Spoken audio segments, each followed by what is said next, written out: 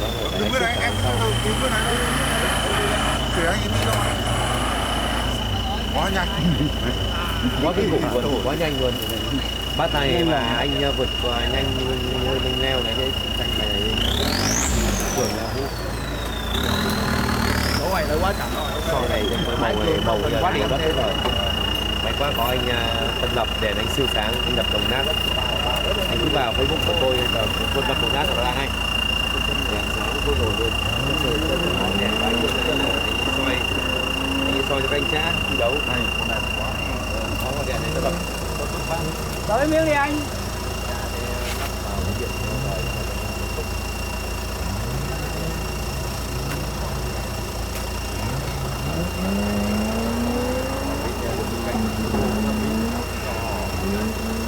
Tài xế xe múc ngồi kia kêu tất ra từ từ nó băng được mát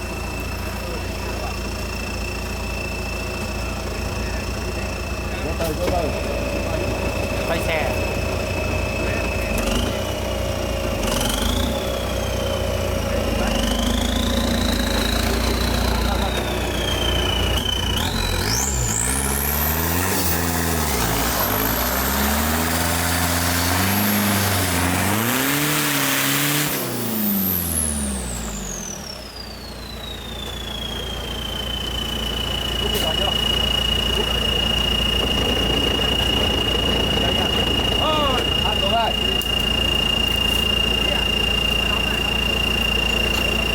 đừng đi góc đường bên kia đã được rồi.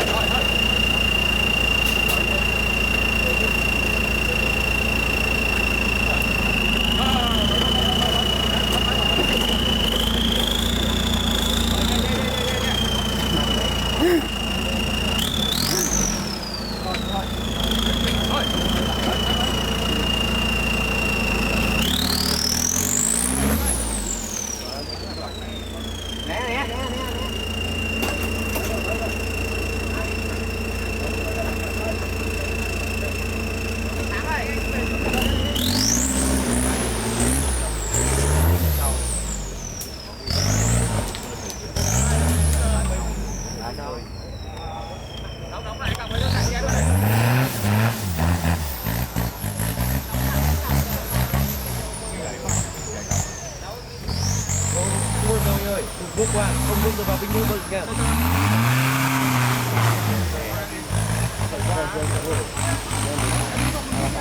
Bắt rồi cuối chứ nào, anh thế nào?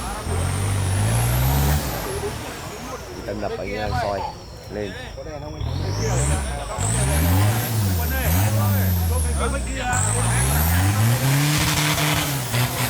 Nghĩa đang đề nghị bạn điều hành. Đây anh dừng anh tỏi. Cọc cái nè.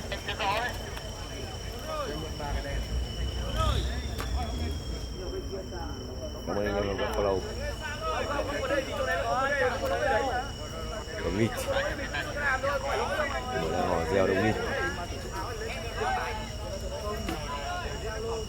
Sắp qua rồi, lần này nữa là qua.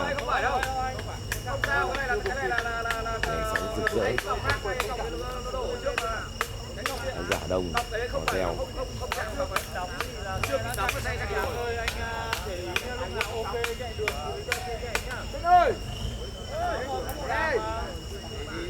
Cái này anh sẽ dùng cái cơ để nhanh, chứ cái điện ở đây thì nó sẽ không nhanh.